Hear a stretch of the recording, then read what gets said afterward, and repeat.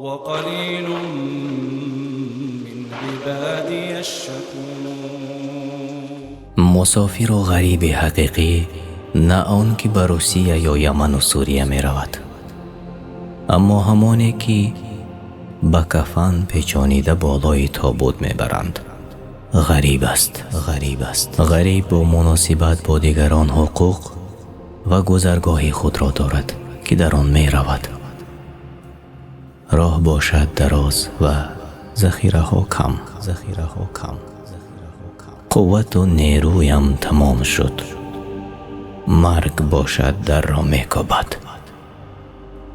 ولی من گناهانی دارم که تا حال پاک نکردم. الله باشد همه غیب و نهان را می داند. یا الله پاک با صبری برایم وقت دادی، اما من در گناه دوامت می کنم. الله باشد آن را با پرده می پوشاند. ساعتها و روزهایم بی پشیمانی می گذرند، بی گریه، بی ترس و بی رنج و عذاب. من همانم که در را با نافرمانی های پنهانی به رغبت می پوشم، اما یقینم که چشمان او تعالی می بینند. وای بر من در این لحظه که آنچه پنهان می کردم در نامه اعمالم نوشته گردد. وای بر آن که در دلم باقی مانده و وجدانم را عذاب می دهد. مرا بگذارید با آن روحم که به آخر با آن خاطره های گذشته و پشیمانی در عذاب باشم، گویا که در احاطه پیوندانم باشم، ناتوان در بستر خواب و دستانشان مرا از یک طرف به طرف دیگر می گرداند. دکتر را آوردند که مرا طبابت کند، اما برایم دوای نیافت. دردم زیاد شد و مرگ بیرحمانه از تمام اعضای بدنم روحم را می کشید. جانم را آه گرفت و تلخی آه و آب دهانم را درک کردم. جسدم را پوشانیدند و با ناامیدی رفتند. برای خریدن کفن رفتند و هر کسی که به من نزدیک بود با شتاب مرده‌شوی را می گفت و می گفت ای مردم، ما مرده‌شوی خوب و سزاوار و دانا را می جوییم.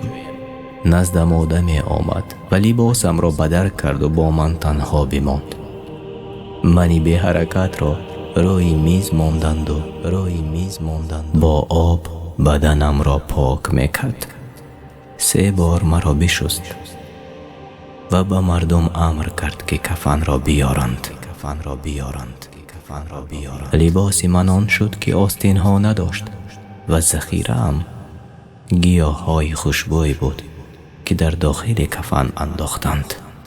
مرا از این دنیا راندند. وای بر من، چگونه دهشتناک است براه برآمدن به ذخیره. 4 نفر مرا در کتف خود برای آخرت می بردند و دیگران در قفا. مرا نزد محراب ماندند و خود رفتند.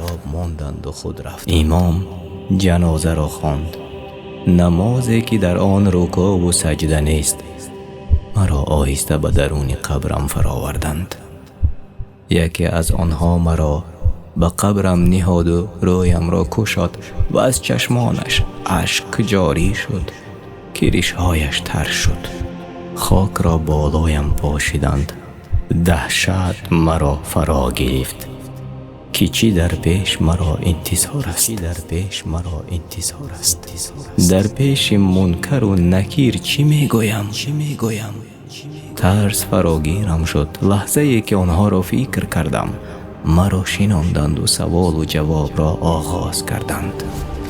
نیست غیر تو ای الله کسی دیگر و کسی غیر تو نیست که مرا نجات بخشد.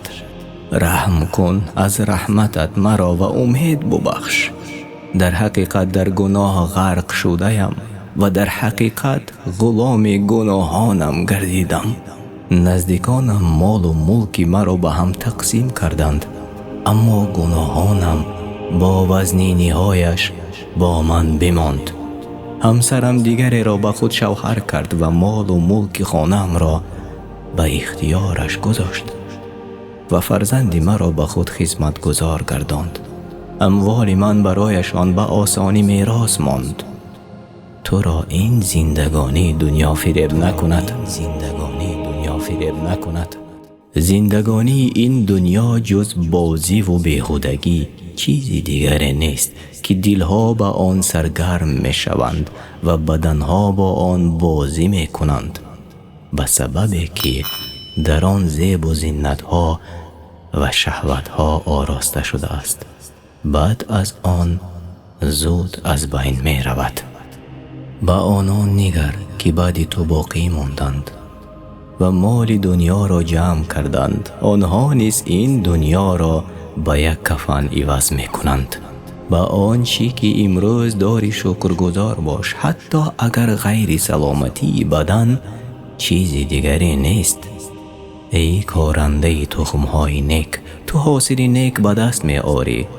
وای بر آنانی که تخم بدی می کارند، تو در غم و اندوه باقی میمانی. ای جان من، ای جسم من، نافرمانی را بس کن، عمل نیک کن تا که الله رحم کند.